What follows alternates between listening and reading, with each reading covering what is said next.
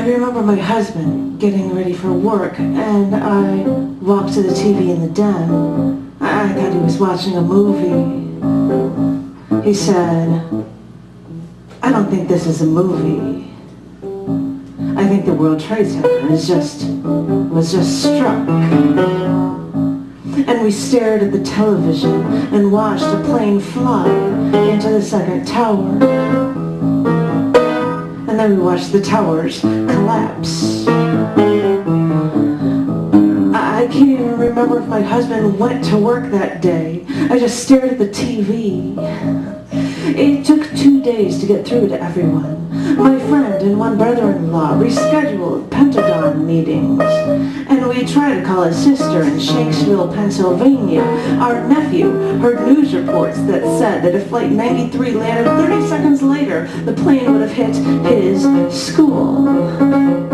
My brother-in-law in New Jersey was supposed to be at the World Trade Center for a meeting that day, but you see, he decided to not go to the meeting. Lucky him.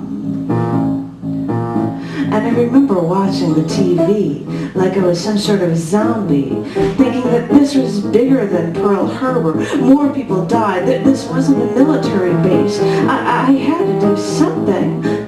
Maybe I could go there. I've traveled around the country in a car before. I could drive to this place. Maybe I could stay with my husband's brother in Jersey and train and met him. My husband couldn't go. He had to work.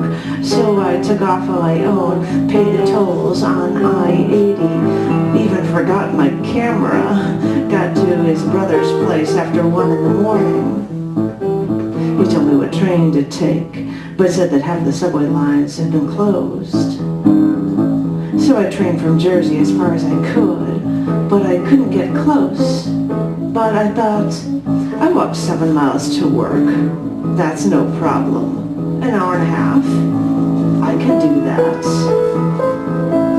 I thought I could buy an instant camera at some small shop on my walk to Ground Zero, and maybe I could get a film canister, so I could take some of the building dust, because someone gave me ashes once from Mount St. Helens eruption, and I thought, I've lived through this.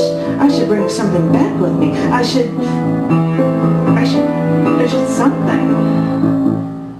But every store was closed when I tried to walk anywhere that day, and everything was congested. Businesses seemed closed, but you still couldn't go anywhere. So over 4 hours later, I got to Ground Zero. I was wearing gym shoes and jeans. I had a bottle of sealed water in my backpack purse. I wanted to get in and try to help. I don't know, to just shovel things out of the way, to something. But no one had maps of where everything was. And there were so many people there trying to help that they just told me that the best thing that I could do, for the best way I could help, was to just clear the way so people could do their jobs. And so I just stepped back, unable to do anything, unable to collect anything, unable to photograph anything, only able to stare like I was watching it on my TV.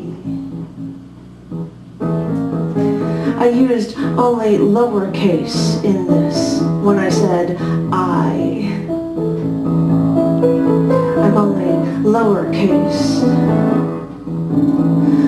When I watched the news on that first day, they showed people jumping out the windows.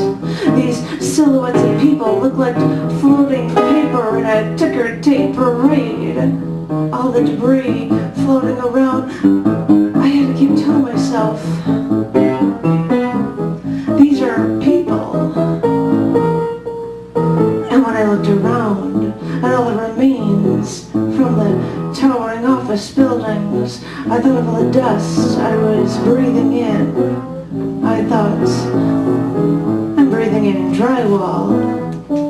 I'm breathing in paperwork. I'm breathing in people.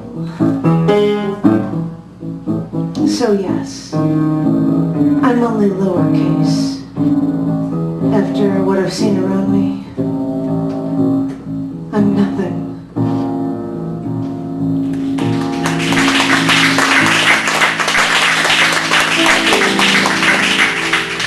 Thank you very much, and thank you, Gary. That was awesome. I can't, give it up for Gary. You're